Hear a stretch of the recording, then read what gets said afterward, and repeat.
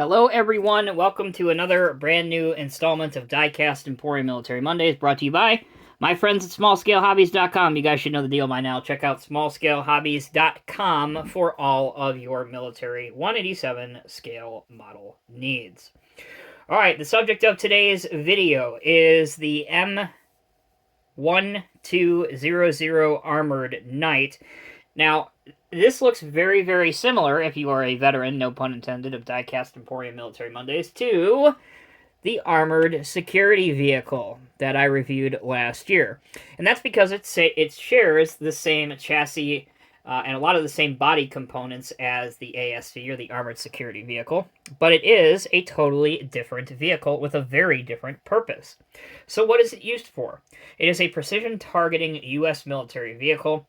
Most of the Knights were used in operations in Iraq and Afghanistan. It entered U.S. service in late 2008, and as I said before, they are wheeled armored vehicles. They are using the M1100 Guardian ASV as the base, and basically the vehicle has a large laser designator, which is this piece right here. You can probably make it out. It has that black circle that comes to a head on it. It also features radios, computers, and other target acquisition data that it uses to transmit data to artillery units or bombers overhead to give the guys on the ground immediate and large-scale fire support. Previously, all of this type of equipment was mounted on Humvees or 2.5-ton trucks. Basically, it didn't really give the crew the adequate cover and protection that they needed to.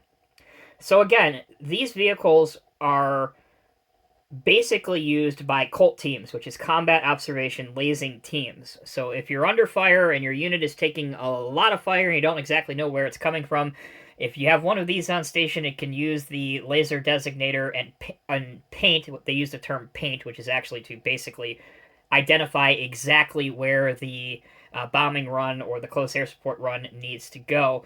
And then that data is transmitted to overhead close air support, whether it be helos, whether it be A-10 Warthogs, which are attack aircraft, that kind of stuff. It only has a crew of 3. It weighs approximately 15 tons. That's with the crew and fully kitted with combat gear. It can go up to about 63 miles per hour on a paved surface and has a cruising range of 440 miles. The target location accuracy for 100% accurate is up to 1 meter, and as you can see with this vehicle, it is not heavily armed. It only has, this one has a Modus or a 50 caliber machine gun. Some of these vehicles did have Mark 19, which are automatic grenade launchers. Okay, enough about the real vehicle. It is basically all you need to know is a very specialized vehicle used to provide close air support to our guys on the ground, whether they be Army guys, Navy guys, Marines, doesn't matter. These vehicles were exceptionally productive, especially in the war in Iraq. On to the model kit. Now, this is actually a Trident kit, although it does come in the mini tanks box. There's what mine came in. You can see mini tanks on it. It is a resin kit that you need to assemble, but it is pretty simplistic to assemble and is actually quite enjoyable. We move the model out of the way just momentarily. Here is a breakdown of the instructional guide. They even give you, what's kind of cool is they even give you like a camouflage pattern if you want to paint it in camouflage pattern. There's your sprue overview with all the different parts. And on the back, it shows the very, very, very simplistic assembly needed to do this model. It retails at the Small Scale Hobbies website for just shy of $29, which I feel is pretty darn good value. Again, if you do it right, this will take you a couple days between painting, assembling, and detailing. I was able to get the clear window inserts, which add a little bit of extra realism to mine. There's a couple ammo cans, which to break up the monotony of the desert tan or the desert yellow camo, I painted olive drab green. Here is the workstation, if you will. It does have a little bit of protection around it. You can see the piece in front of the Modus, which I did paint gunmetal. And then obviously here is your laser designator, the big piece of this machine. Again, that is used to identify targets for bombing runs. Again, if you want to see side-by-side to what the M1200 Armored Knight looks like when compared to its almost identical twin, the M1100 Guardian, we'll put them the same way around, that would help.